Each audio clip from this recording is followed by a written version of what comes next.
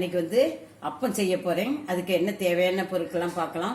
1 cup பச்சரிசி எடுத்திருக்கேன், 3/4 cup வெல்லம், ஒரு 2 ஸ்பூன் கோதுமை மாவு, கொஞ்சம் சமையல் சோடா, கொஞ்சம் ஏலக்காய், ஒரு பிஞ்சு உப்பு.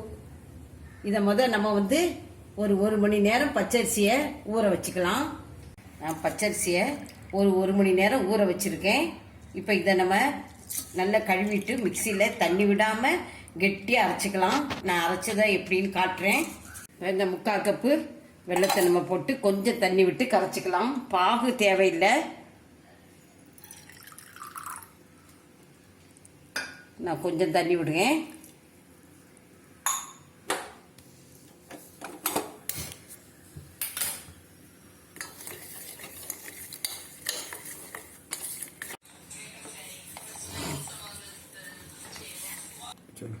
இப்போ கட்டியாக அரைச்சிருக்கேன். 2 ஸ்பூன் பாருங்க, 2 ஸ்பூன் கோதுமை மாவு போடுங்க. கோதுமை மாவு வந்து உங்களுக்கு சாஃப்டாக இருக்கும் அப்பம். இப்போ வந்து ஏலக்காய் பொடி, சமையல் சோடா, கொஞ்சம் பிஞ்சு உப்பு எல்லாத்தையும் போட்டுக்கலாம். வேணா உங்களுக்கு இதில் கொஞ்சம் தேங்காய் போட்டுக்கலாம், வறுத்த எள்ளு போட்டுக்கலாம். இப்போ நம்ம இந்த வெள்ளை கரைசலை வடிகட்டி விட்டுடலாம்.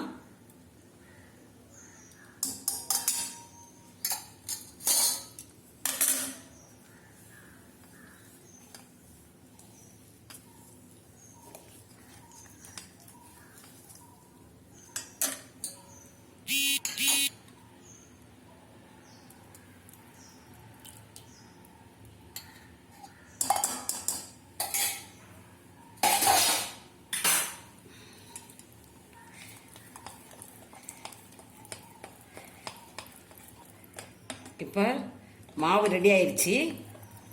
இப்போ எண்ணெய் காய வச்சிடலாம்.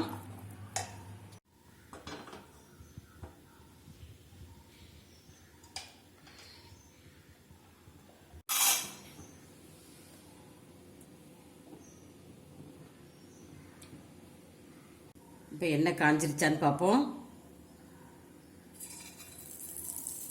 எண்ணெய் காஞ்சிருச்சு. தீயை வந்து மீடியமாகவே வச்சுக்காங்க.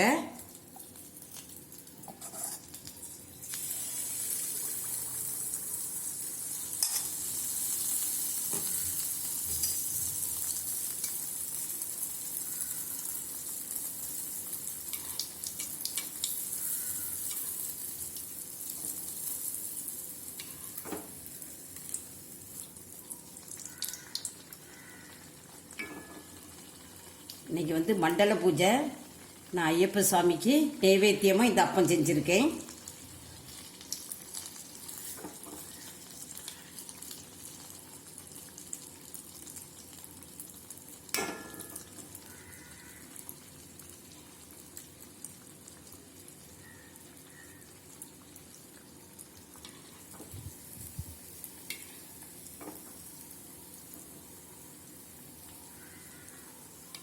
இப்படி நம்ம ஒன்று ஒன்றா போட்டு எடுத்துக்கலாம்.